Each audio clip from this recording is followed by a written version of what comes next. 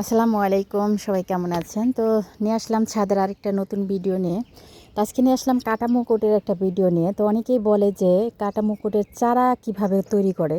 তা আমি মনে করি সবথেকে সহজ হচ্ছে কাটা মুকুটের চারা করা।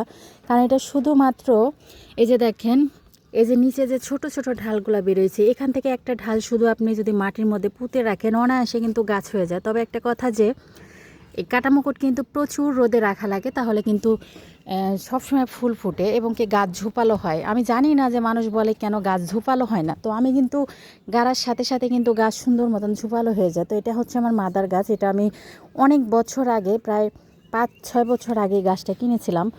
তো এটা থেকে কিন্তু আমি অনেক অনেক চারা করেছি, তো সেটাই আপনাদের সাথে শেয়ার করব। আচ্ছা, এই হচ্ছে একটা চারা, এটাও দেখেন কতটা বড়।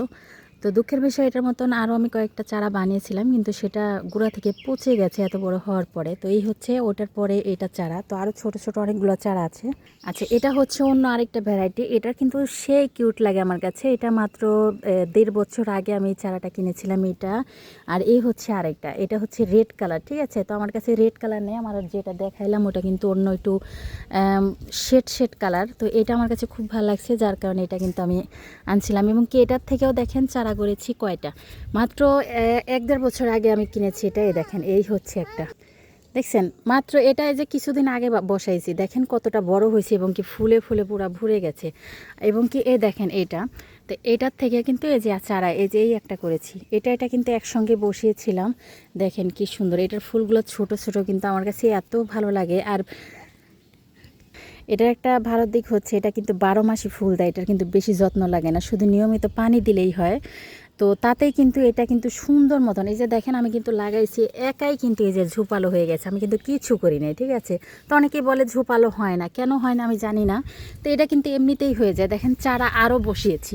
তো এটা হচ্ছে যে প্রথমত যেটা দেখাইলাম বড়, যে ওইটার চারা এটা। এটা যে আরেকটা, এটা হচ্ছে ছোট ছোট, এই যে দেখেন ছোট ছোট ফুল বেরিয়ে গেছে। এটা মাত্র 15 থেকে 20 দিন আগে বসাইছি।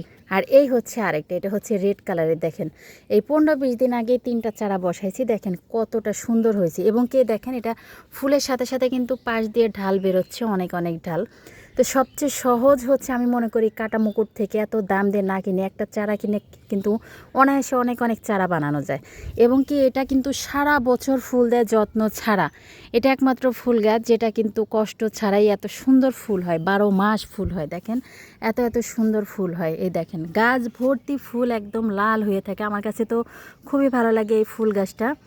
তবে এটার মধ্যে একটু খোল পচা পানি যদি দেওয়া হয়, তাহলে কিন্তু দেখা যায় এই গাছটাতে ফুল আরও বেশি হয়, ঠিক আছে? তো এখন যেহেতু বৃষ্টির সিজন, এখন গাছে অতটা যত্নের প্রয়োজন হয় না, কারণ এখন কিন্তু গাছে বেশি কিছু দিলে পারে গাছ আরও মরে যায়। তো এটা শীত সিজনে যদি সপ্তাহে একদিন যদি খৈল পচা পানি দেওয়া হয়, তাহলে কিন্তু এই গাছটা এত সুন্দর হবে। এবং কি গাছে শুধু ফুল আর ফুল। দেখেন আমার গাছে কিন্তু 12 মাসই ফুল থাকে, কারণ আমি খৈল পচা পানি সবসময় ফুল গাছে দেওয়ার চেষ্টা করি। তো তেমন আমি কখনোই সার টার দিই না। আমার গাছ কিন্তু মাশাআল্লাহ দিলে সব গাছে কিন্তু খুব সুন্দর সতেজ, এবং কি সব গাছে কিন্তু ফুলে ফুলে ভরে থাকে। তো যাই হোক, আজকের ভিডিও এই পর্যন্তই। ভালো লাগলে অবশ্যই লাইক কমেন্ট করে যাবেন, এবং যদি আরও কিছু জানার থাকে অবশ্যই কমেন্টে বলবেন। আমি পরবর্তীতে আবার আরেকটা ভিডিও বানাবো। আল্লাহ হাফেজ।